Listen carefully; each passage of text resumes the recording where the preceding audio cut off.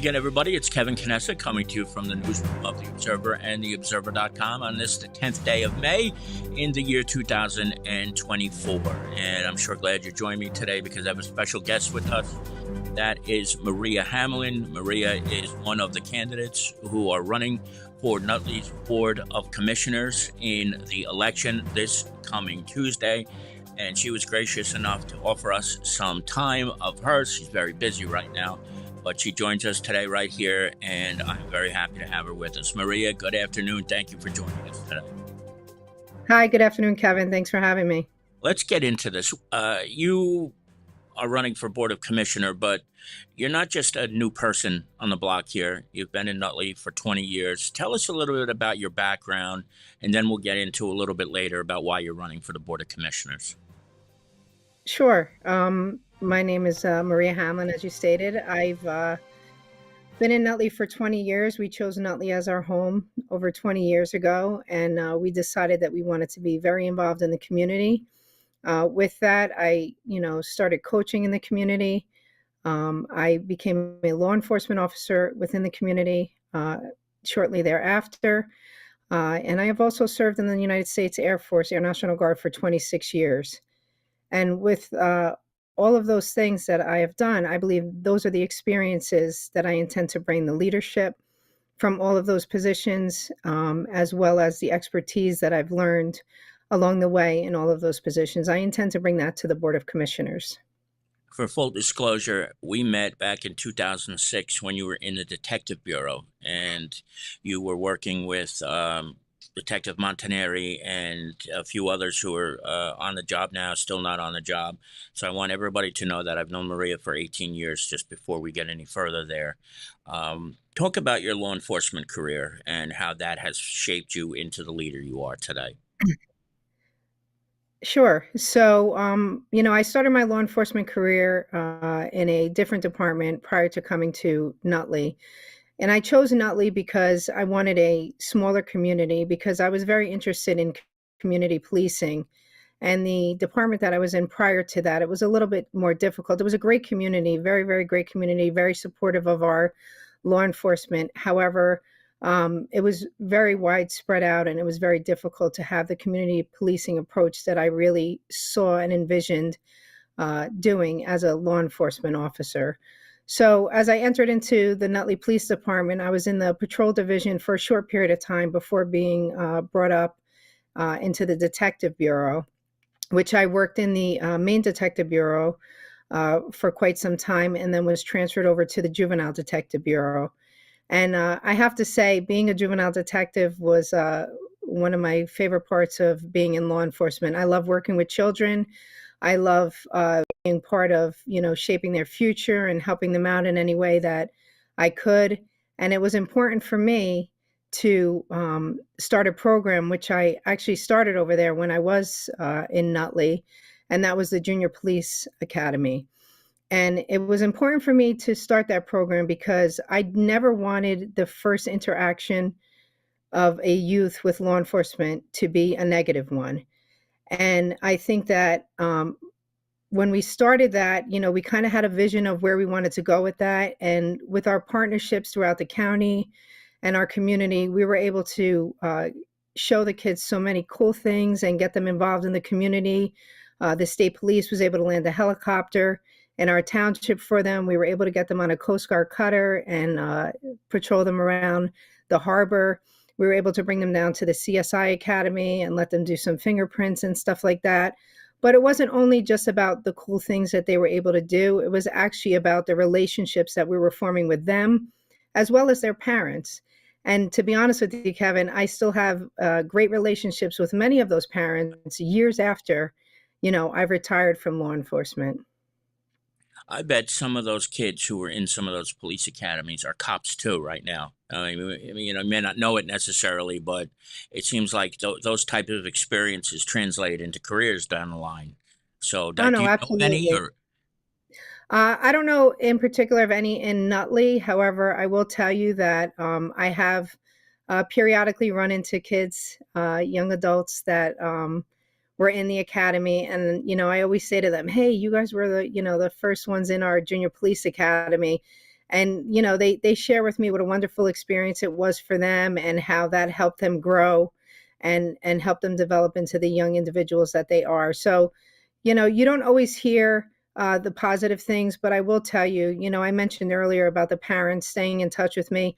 Yeah. As a coach and as a mentor in the town, with a lot of these youth, I've stayed in touch with a lot of these kids, and to watch them grow, and to see them, and some of them are in their 20s now, and to see Mhm. the careers they've had. Some have actually gone on and joined the military, and some, to your point, have joined law enforcement. And I was part of their story, and they were a part of mine, and I just love to see that happen.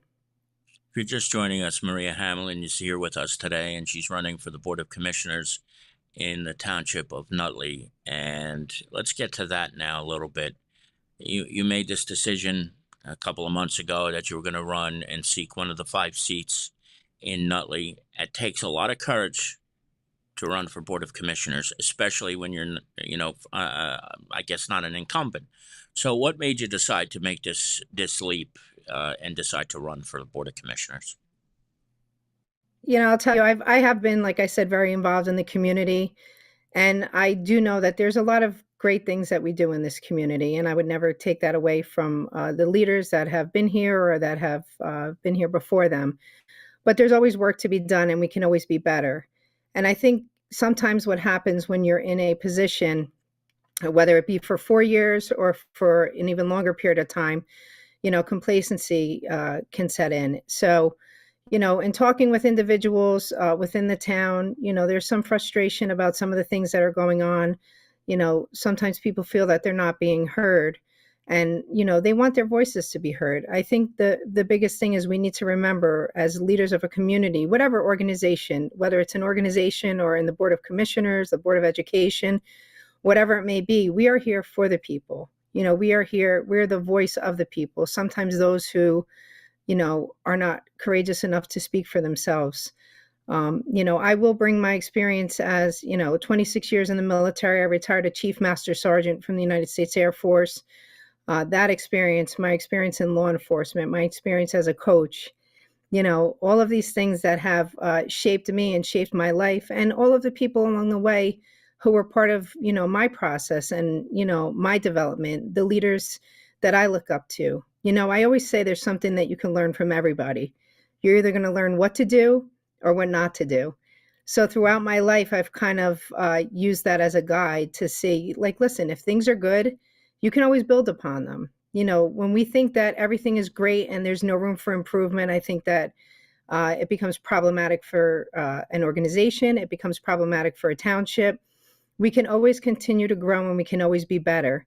And, our township, there's certain commissioners that talk about diversity and inclusion. And, I believe in diversity and I believe in inclusion. One of the problems that we have right now is there is no diversity on our Board of Commissioners. So that is also one of the reasons I'm running, because, we do need more diversity. We need to be a proper representation of all of our residents, not just a select few of our residents. So that is another reason why I'm running, to bring a fresh set of eyes, a new perspective as a mom, a veteran, a coach, a retired law enforcement officer. That's a different perspective that I bring to the table that no other person has. Let's look at that a little bit. Do you think Nutley is just not diverse enough when it comes to the composition of the town employment? You mentioned the Board of Commissioners, and in other realms, is there just not enough diversity and inclusion in Nutley? And is that something you want to tackle? Well, to be honest with you, I wouldn't say that there's not enough diversity. I mean, our town is changing. Our demographics have changed. To say if there's diversity and inclusion within the departments, I would have to look at the personnel and look at, who's in those positions, and, how people are hired and what our hiring practices are. To say there's not enough, or there's, I couldn't really speak to that. But what I can speak to is that our demographics are changing, and they have been for quite some time. And everybody in our township needs to have representation, and they need to have somebody who's not afraid to speak up. And anybody that knows me knows that, I am not afraid to speak up on matters. Sometimes they're tough conversations to have, and sometimes they're not the most popular conversations to have. But at the end of the day, people want people in leadership. Our residents want people in leadership that are willing to take on those battles, that are willing to speak up, that are willing to, challenge the status quo. And that's me. That's who I am. That's who I have always been. And I will continue to be as a leader and as a commissioner in Nutley. I've been watching and following the big elephant in the room, and that is what's happening with the Board of Education right now. I haven't written about it that much, unfortunately, but I have been following it. And my sense is that you're one of the few who is really who's out there and who is well known and a member of or running for an elected seat who has spoken out about this.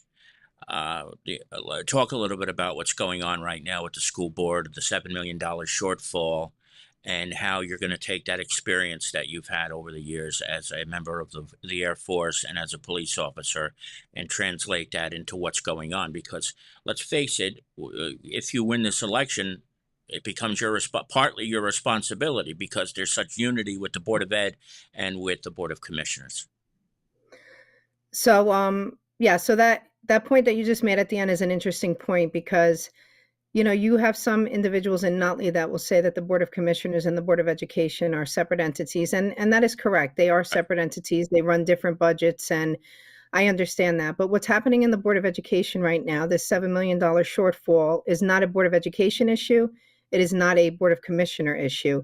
It is a township issue. And this year, I've been going to the meetings, as you said, and I go to the meetings as a resident, put the commissioner election aside. My daughter goes to the school. All of my children have attended Nutley schools. I have a vested interest in what happens in this community and what happens. School, right? Yes, my daughter's a junior in Nutley High School, and she's doing extremely well.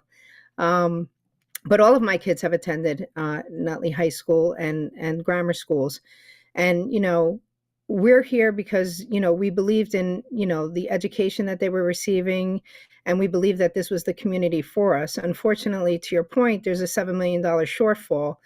And, we're here looking for answers to questions. Now, we've received some answers. However, there's so much going on right now that people still have questions that they want answered. So whether or not I was running for Board of Commissioners or whether or not, I was just a parent, which is what I am, I'm concerned about the future of Nutley. I went to our last meeting. There's been quite a few meetings. At the last meeting, they said, no programs will be cut for this year and everything will be fine. But the initial information that went out was that special needs programs, bus drivers, paraprofessionals, some teachers were going to be affected by this. And the truth be told, 35 teachers have been laid off already. Now, some of that information that's coming out is saying that it's performance-based reductions, and we would have to dig a little bit deeper to find out, in fact, if that is the case. You believe that? But to be honest with you, so again, I'm not a rumor person. I don't like rumors. I want to talk to the teachers directly who were affected by these layoffs and find out if it is merit-based or if it's because of this budget shortfall that we have. Because, I actually had a conversation with a resident the other day, and she said to me, well, what do you think about what's going on? And, I stand with our teachers. I stand with our paraprofessionals, our bus drivers, our children. They're the future of this world. They're the future of Nutley. We have to take care of them. What's happening right now is no fault of theirs, but yet they and we as taxpayers are going to have to carry the burden of that. People who say that children, I don't have any children, I'm not worried about that, this is not my fight to fight.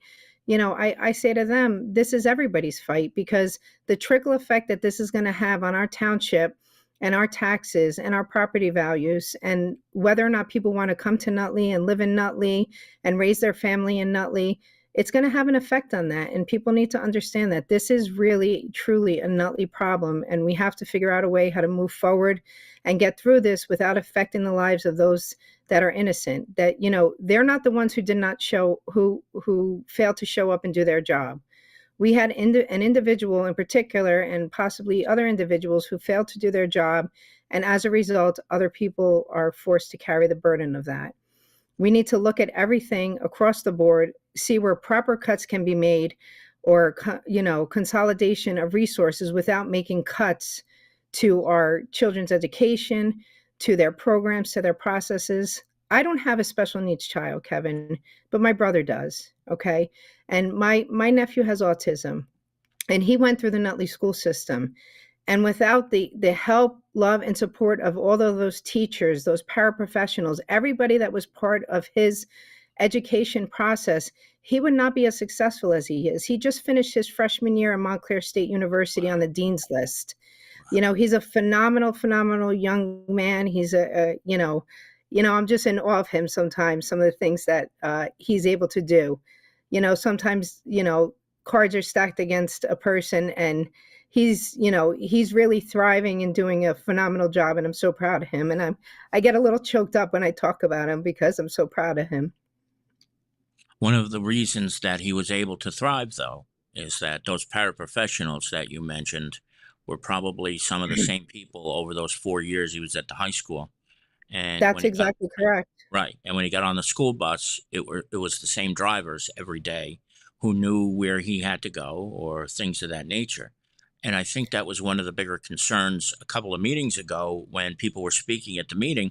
Well, my daughter has autism, and the reason he or she is doing so well is because of the consistency they have in their lives.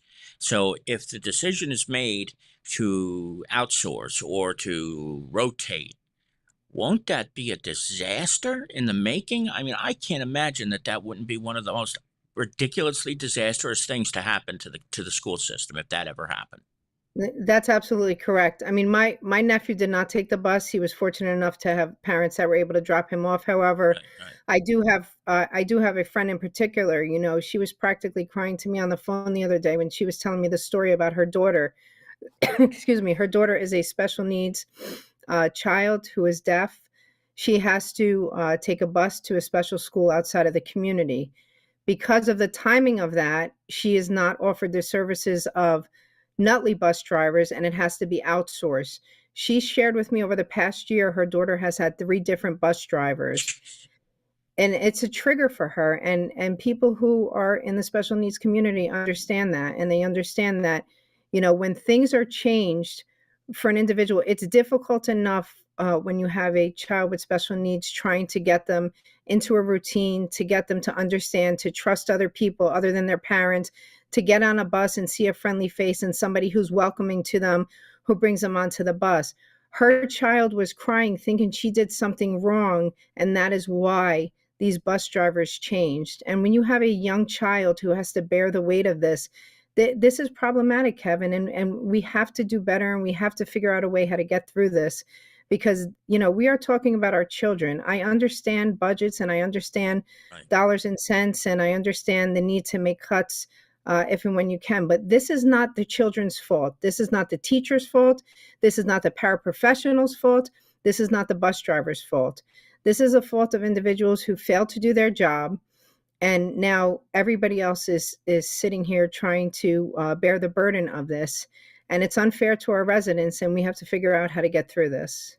I don't want to belabor this, but I do want to ask one more follow-up question about what just been talking about. You and I are in charge of a multi-million dollar budget of 50, 60, 70 million dollars, and $7 million of that disappears. We're probably going to get fired right on the spot, no matter what it was we did. And then there'd be an investigation.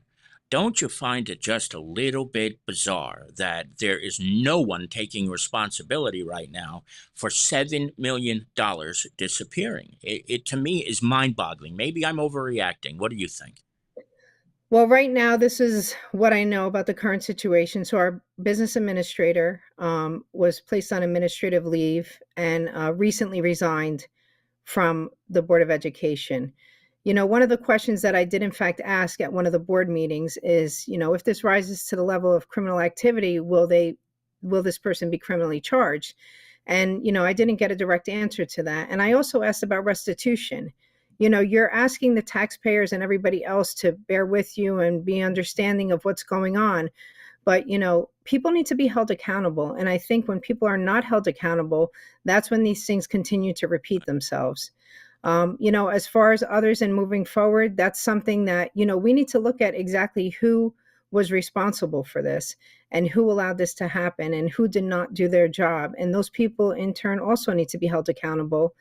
And And that's how we need to move forward from this. We need to put people in positions that are able to do their job, that are able to make the tough decisions and tough choices, even though they're not the most popular ones, to help us move forward from this. I know this is a hypothetical right now, but if it isn't at any point learned that there was any sort of criminal activity involved, would you want to see whoever that person or people were charged? 100%. Absolutely. If you're just joining us, Maria Hamlin, running for Board of Commissioners in the Township of Nutley, is here with us today. She's one of, I think, 7 people who are running for the commissioners. Is that right, Maria? 7 altogether? That's correct. Right. All right.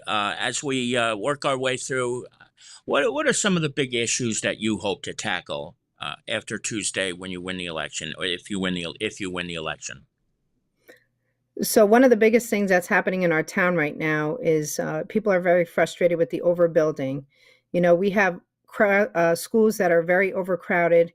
We currently have trailers at 4 of our schools. When I first moved here, we had trailers at one of our schools, which was Yanaclaw School. And for me, that was one trailer too many.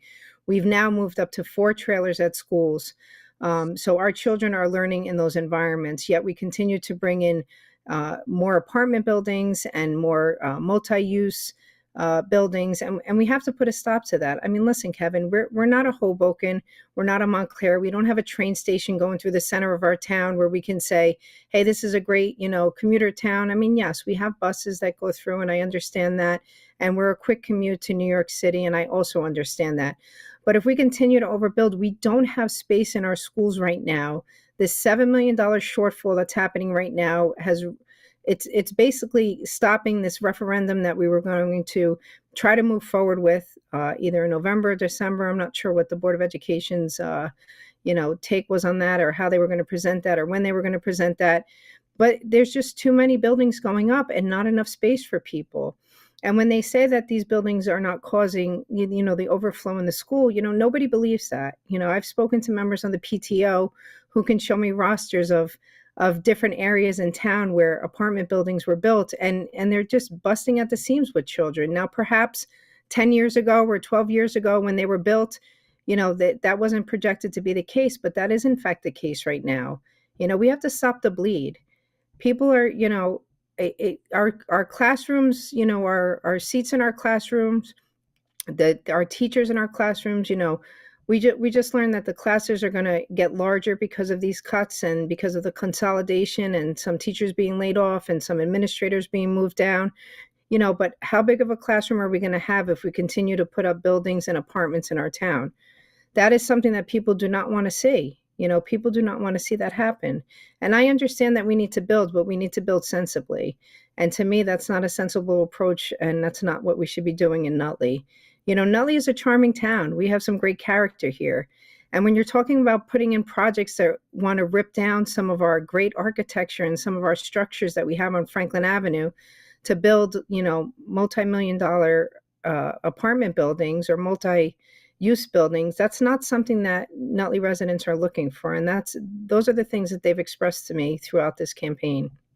Do you think that's a result of other communities doing similar things? Like, I'll tell you this: I live in Kearney and Harrison, and work in Kearney, and Harrison's got buildings going up everywhere and anywhere, and it just seems like there's no room to put people anymore. So is that a result of everybody else is doing it? So why don't we do it? I can't speak to what the Board of Commissioners or, the township is thinking when it comes to that. I do know that there are some concerns. We have the neighboring Belleville Township, in which they're building up apartment buildings all over the place. And some are actually on the border of Nutley right now. And I've heard commissioners express their concern about, where are those people going to go? Where is the flow of those individuals going to go? But I don't want to be mistaken in what I'm saying, Kevin. I believe that, people, there needs to be apartments for people to live in Nutley. Not everybody can afford a house. Okay. So when I first got married, my husband and I, we weren't able to afford a house in the beginning. And I understand that some people, may rent either in the beginning or, their entire life. And that's absolutely their choice to do so. So I don't want my comments to be mistaken for me being against people coming into our township and renting, because people need to understand whether you rent here, whether you own a home here, whether you work here, whatever your involvement is in Nutley, you are, involved in the community, you are giving back to the community, your kids are participating in the programs and the sporting programs, you're going to the restaurants at night, you're ordering food from our local businesses, you're shopping at our local ShopRite and some of our mom and pop stuff stores that are on Franklin Avenue. So, even if people cannot afford a house, like I said, we could not afford a house when we first got married, and we saved up and eventually decided to land here in Nutley.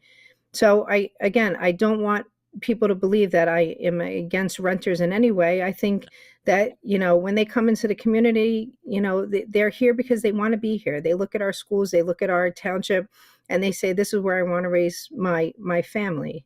And as I said, we have some challenges right now. We have challenges with the Board of Ed. We have some challenges with, the Board of Commissioners and the way some individuals are running things. But, we can do better. We can grow. We can prosper, and we can be a better Nutley for everybody.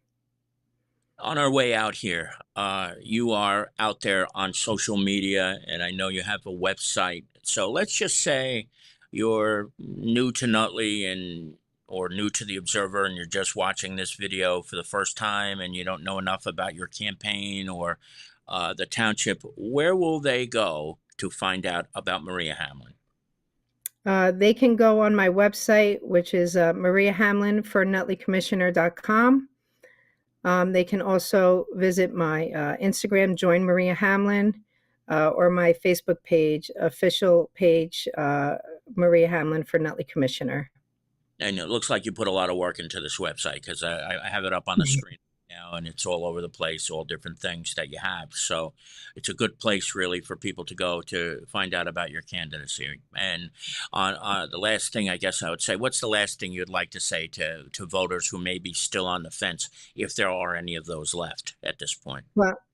Well, I will tell you this. If you are unsure about me, or haven't had the opportunity to speak to me, or I haven't had the opportunity to speak to you, and you still have questions after viewing my website, this Saturday I do have a meet and greet, which will be at Meal Restaurant at 6:30 p.m. till 8:30 p.m., which is on Franklin Avenue in Nutley. I'd be happy to sit down, talk to each and every one of you about your issues or concerns that you may have as Nutley residents, and how we could do better. I mean, the truth of the matter is, we may have ideas in our head as far as what we want to do once we get in office, right? But it's not only about our ideas, it's about what's good for the township. And it's interesting along this entire, campaign trail, and just for talking to people in general. I mean, every day I'm out in the community, doing different things, whether it's volunteering at the Family Service Bureau.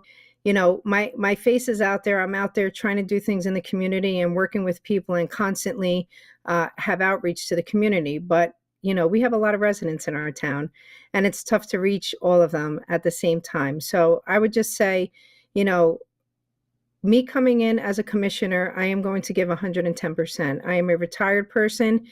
Everything I do will be in that position. I am 100% committed to being that commissioner, to being there for our residents, to being present, to listening to your concerns, and, to bringing Nutley into our future.